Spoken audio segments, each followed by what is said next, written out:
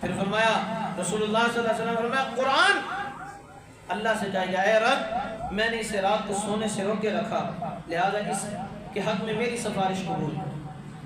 ہم روزہ تو رکھتے ہیں، بس روزہ رکھ لیا، بس اب رات کو قیام کی ضرورت نہیں ہے، اس لیے کہ رات کو قرآن تھوڑی تراویحیں لمبی ہو جاتی ہیں، نوافل میں بندے کو کھڑا ہونا پڑ جاتا ہے، تو ہمیں وہ منظور نہیں ہوتا کہ تھوڑی تراویح لمبی ہو جائیں یا ہم زیادہ دیر مسجد میں بیٹھ جائیں۔ ہم گپ شپ میں، ڈیروں پر، بیٹھکوں میں، دکانوں میں، بازاروں میں، چوکوں میں، چوراہوں میں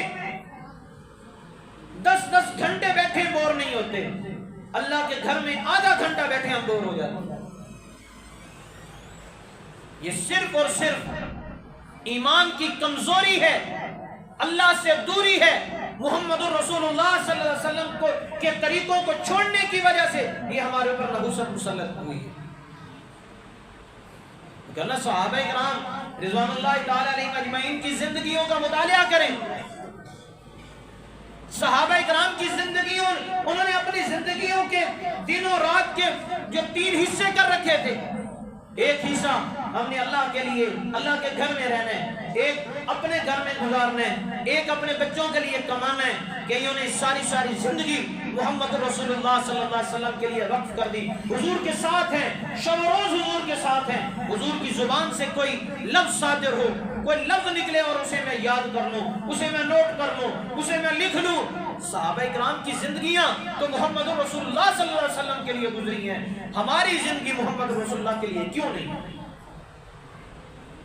اور یہ قیامت کی صبح تک ہماری زندگیوں پر سوالیہ نشان بنا رہے گا۔ محمد عربی کے غلام ہیں، حضور کے چاہنے والے ہیں، حضور کے نام لیوا ہیں، حضور سے محبت کے دعوے دار ہیں، لیکن کوئی ایک عمل بھی محمد رسول اللہ صلی اللہ علیہ وسلم کی سنت کے مطابق نہیں، کوئی ایک کام بھی اللہ اور اس کے رسول کی اطاعت کے مطابق نہیں ہے۔ یہ وہی بات ہے، پیار تیرے نال بڑا ہے، اما پر اٹھ کے دن پانی نہیں پیا سکتا، تیرے لیے جان بھی حاضر ہے پر اٹھ کے دن پانی نہیں دے سکتا۔ بات وہی ہے، محمد عربی صلی اللہ علیہ وسلم سے پیار بہت ہے، عشق رسول میں جان بھی قربان ہے، لیکن جان قربان ہے، اپنی خواہشات قربان نہیں ہے۔ تو قرآن سننا چاہیے۔ اللہ مجھے اور آپ کو قیام اللیل کی توفیق عطا فرمائے، قرآن سننے سنانے کی توفیق عطا فرمائے۔ تو روزہ اور قرآن روزہ دار کے حق میں سفارشی ہیں۔ روزہ اللہ سے سفارش کرے جائے، اللہ میں نے اسے بھوک سے، شہوت سے روکا اور میں اس کے حق میں سفارش کرتا ہوں، رسول اللہ صلی اللہ علیہ وسلم نے فرمایا کہ اس کی سفارش کو قبول کیا جائے۔ اور پھر رسول اللہ صلی اللہ علیہ وسلم نے ارشاد فرمایا کہ روزے دار کے منہ کی بدبو، جو اسمیل روزہ رکھنے کی وجہ سے، معدے کی خرابی کی وجہ سے، معدے کے خالی رہنے کی وجہ سے جو بو انسان کے منہ سے آتی ہے، رسول اللہ صلی اللہ علیہ وسلم نے فرمایا اس ذات کی قسم جس کے قبضہ میں محمد کی جان ہے صلی اللہ علیہ وسلم، روزہ دار کے منہ کی بو اللہ کے نزدیک کستوری سے بھی زیادہ اچھی اور خوبصورت، کستوری سے بھی زیادہ۔ اور اللہ کے نبی قسم اٹھا کے کہہ رہے ہیں، قسم اس ذات کی کہ جس کے قبضہ میں محمد کی جان ہے صلی اللہ علیہ وسلم۔ اور ہم کہتے ہیں کہ ہم سے بھوک برداشت نہیں ہوتی، اور بعض لوگ کہتے ہیں کہ روزہ اس واسطے نہیں رکھتے کہ مجھے بو ہوتی ہے تو پھر اسی دفتر بھی جانا ہوتا ہے۔ اور اللہ کے نبی فرما رہے ہیں کہ اللہ کو یہ خوشبو بہت پسند ہے، کستوری سے بھی زیادہ پسند ہے۔ اور پھر اس کے بعد روزے کی فضیلت میں اگلی فضیلت یہ ہے کہ جو بندہ حالت روزے میں مر گیا وہ سیدھا جنت. حالت روزہ میں جو شخص مر گیا وہ سیدھا جنت میں جائے گا. رسول اللہ صلی اللہ علیہ وسلم کی حدیث مبارکہ ہے، مسند احمد میں موجود ہے کہ حضرت حذیفہ رضی اللہ تعالیٰ عنہ روایت کرتے ہیں کہ آمنہ کے لال جناب مدنی کریم صلی اللہ علیہ وسلم نے ارشاد فرمایا، جس نے لا الہ الا اللہ کہا اور اسی پر اس کا خاتمہ ہو گیا وہ سیدھا جنت میں جائے گا. اور جس نے اللہ کی رضا کے لیے روزہ رکھا، ایک دن کا روزہ رکھا اور اسی حالت میں اس کا خاتمہ ہو گیا سیدھا جنت میں جائے گا. اور فرمایا جس نے اللہ کے لیے صدقہ دیا اور اسی حالت میں صدقہ دیتے ہوئے اسے موت آ گئی وہ سیدھا جنت میں. اور روزے کی حالت میں مرنے والا سیدھا جنتی.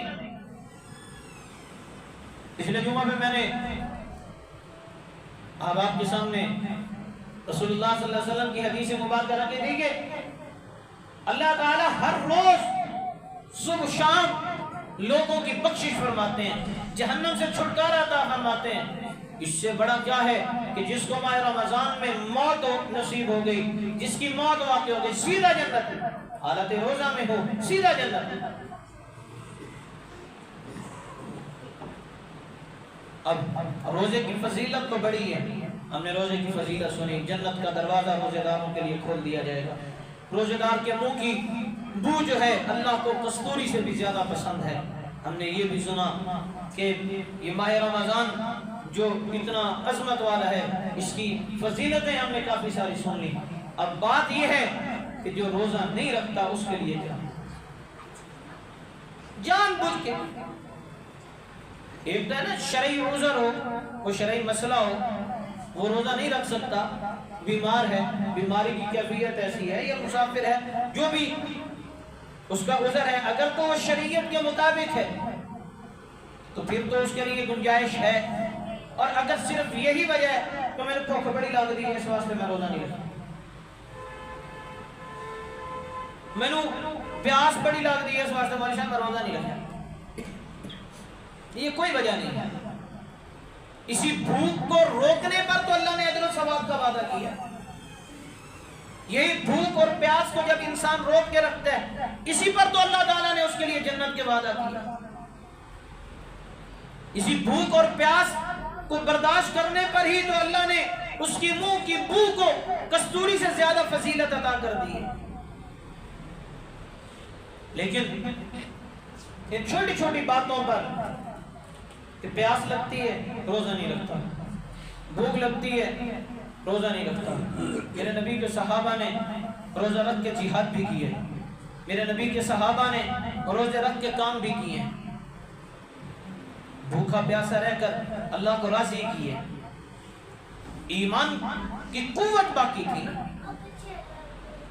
ہم تو اللہ کے سامنے سجدہ کرنے سے بھی آ رہی ہیں، ہم اللہ کے سامنے جھکتے تک نہیں ہیں.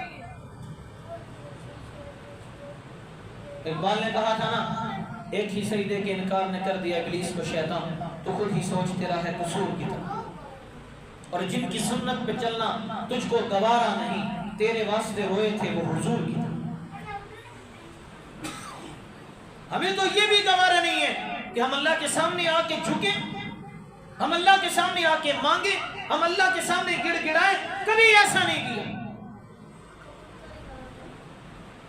اب جس نے بغیر کسی شرعی عذر کے روزہ چھوڑ دیا، اب یہ بات کانوں کی کھڑکیاں کھول کے سنیں، اپنے ضمیر کو جگا کر سنیں. میں ہر ایک سے نہیں، جو بغیر عذر کے روزہ چھوڑنے میں ان کو بات کر رہا ہوں. یہ میری کہی ہوئی بات نہیں ہے، یہ آپ احباب کی کہی ہوئی بات نہیں ہے، یہ اس پیغمبر کی کہی ہوئی بات ہے جس کو کافر بھی امین اور صادق کہتے ہیں، جس کی سچائی کی گواہی کافر دیا کرتے تھے. یا محمد انت امین و انت صادق، تو سچا ہے، تو امانت دار ہے. وہ محمد رسول اللہ صلی اللہ علیہ وسلم فرماتے ہیں، ابو امامہ رضی اللہ تعالیٰ عنہ بیان کرتے ہیں کہ میں نے رسول اللہ صلی اللہ علیہ وسلم سے سنا کہ حضور نے فرمایا، میں سویا ہوا تھا، دو آدمی آئے، جنہوں نے میرے بازوؤں کو پکڑا، مجھے اٹھایا اور ایک دشوار چوٹی کی طرف مجھے لے کر گئے اور مجھے کہا کہ اس پر چڑھیے، تو میں نے کہا کہ میں اس پر نہیں چڑھ سکتا۔ انہوں نے کہا ہم آپ کو چڑھائیں گے، ہم آپ کے لیے آسانی پیدا کریں گے۔ حضور علیہ السلام نے فرمایا میں اس پر چڑھا، اس کی چوٹی پر پہنچا تو میں نے وہاں چیخنے اور چلانے کی آوازیں سنی، تو میں نے ان سے پوچھا یہ کیسی آوازیں ہیں؟ تو انہوں نے کہا کہ یہ جہنمیوں کی چیخنے اور چلانے کی آوازیں، کہ جہنمیوں کے چیخنے اور چلانے کی آوازیں ہیں۔ اور حضور علیہ السلام نے فرمایا مجھے اس کے بعد تھوڑا آگے لے کے جایا گیا تو میں نے وہاں دیکھا کہ کچھ لوگ ان کو الٹا لٹکایا گیا تھا، لوگوں کو الٹا لٹکایا ہوا تھا، جن کی بانچیں چیری ہوئی تھی اور ان سے خون بہ رہا تھا۔ محمد عربی صلی اللہ علیہ وسلم نے پوچھا یہ کون شخص ہیں؟ تو ان جواب دینے والوں نے، ان دو آدمیوں نے جواب دیا کہ انہوں نے کہا کہ یہ روزے کے ایام میں کھایا پیا تھا، روزے کے ایام میں کھایا پیا کرتے تھے۔ اب بے شک ہم تنبو کہلاتے لگائیں یا ہم جو ہے کسی کمرے میں چھپ کے کھائیں، کہیں پر یہ وضاحت نہیں کی گئی کہ چھپ کے کھانے سے گناہ نہیں ہو،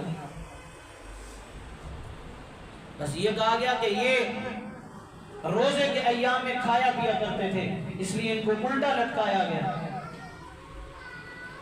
اور ان کی بانچیں چیری ہوئی ہیں اور وہاں سے خون بہ رہا ہے۔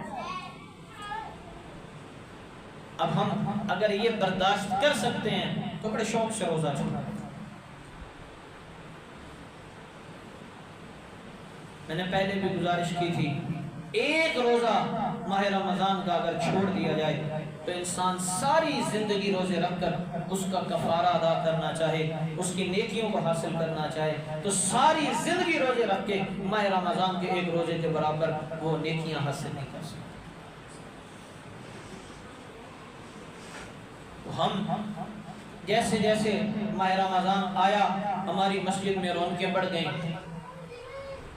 اللہ تعالیٰ سب کو جزائے خیر عطا فرمائے۔ نمازی بڑھ گئے، جمعے پہ نمازی بڑھ گئے، نمازوں پہ بڑھ گئے۔ پھر اللہ تعالیٰ نے کچھ لوگوں کو جو ہے توفیق عطا کی، انہوں نے افطاری کا انتظام کیا، مجھ سمیت سب اکثر لوگ یہاں جمع ہو گئے۔ اللہ تعالیٰ ان کی یہ جو کار خیر ہے قبول فرمائے۔ لیکن جیسے جیسے ماہ رمضان کے روزے گزرنا شروع ہوئے، 10 ہوئے، پھر وہی پرانی روٹین پہ ہماری مسجدیں۔ اب پھر میں نے ایک جمعے پہ پہلے بھی کہا تھا کہ ہم فصلی بٹیرے ہیں، جو صرف فصلوں میں آتے ہیں ہم فصلی بٹیرے ہیں۔ ماہ رمضان میں چند دن شروع میں آئے، اب چند دن ہم جو آخر میں آئیں گے، 27 28 25 سے ہم آنا شروع کریں گے، پھر ہم عید تک، اور عید کے بعد پھر ہمارا نعوذ باللہ اللہ معاف کرے ہمارا مسجد سے کٹ آف ایسا ہوتا ہے، رشتہ ایسا ختم ہوتا ہے، پھر اگلے سال تک ہمیں اللہ معاف کرے مسجد میں آنے کی توفیق نہیں۔ اس لیے ہم جو ہے اللہ کے سامنے جھکنے والے بنے، اس ماہ رمضان کی قدر کرنے والے بنے، روزے رکھنے والے بنے، کیونکہ ہم اپنے بچوں کو روزوں کی عادت ڈالیں۔ جب ہم روزہ نہیں رکھتے، ہم بچوں کے سامنے کھا پی رہے ہوتے ہیں تو ہمارے بچے بھی روزہ نہیں رکھتے۔ والدین تربیت کی پہلی درسگاہ ہوتے ہیں، بچے دیکھ کے بڑا کچھ سیکھتے ہیں۔ اس لیے اللہ سے ڈرتے رہنا چاہیے، قرآن، نماز، ذکر و اذکار، نوافل کی زیادہ سے زیادہ کوشش کرنی چاہیے۔ ماہ رمضان اللہ کی رحمتوں کا مہینہ ہے، جتنا ہو سکے اللہ کی رحمتوں کو لوٹنا چاہیے۔ ہر روز اللہ دعاؤں کو قبول کرتا ہے، ہر روز اللہ جہنم سے چھٹکارا عطا فرماتا ہے۔ ہمیں دعائیں کر کے اللہ سے، ہمیں جہنم سے خلاصی کی دعائیں مانگنی چاہیے۔ ہمیں اپنی اولاد کے لیے، ہمیں اپنے مال کے لیے، جان کے لیے اللہ کے سامنے گڑ گڑانا چاہیے۔ ہمیں تو مانگنے کا ڈھنگ ہی نہیں اب آ رہا، ہاتھ اٹھائے بس رٹی رٹائی 2 4 دعائیں مانگی، اس کے بعد منہ پہ ہاتھ پھیرا، بس دعا ختم. ہمیں تو رب سے مانگنا ہی نہیں آتا. بچوں کی طرح بچہ رو کے بلبلا کے اللہ کے سامنے ماں باپ سے جس طرح مانگتا ہے، اگر انسان بھی اس طرح اللہ کے سامنے رو کے بلبلا کے مانگنا شروع کر دے تو ہمیں کسی کی طرف دیکھنے کی ضرورت بھی نہ پڑے. لیکن ہم دین سے دور ہوتے جا رہے ہیں. ہمارا ذہن ہماری کاوش صرف پیسوں پر ہے. اللہ سے ہم نے مانگنا ہی چھوڑ دیا.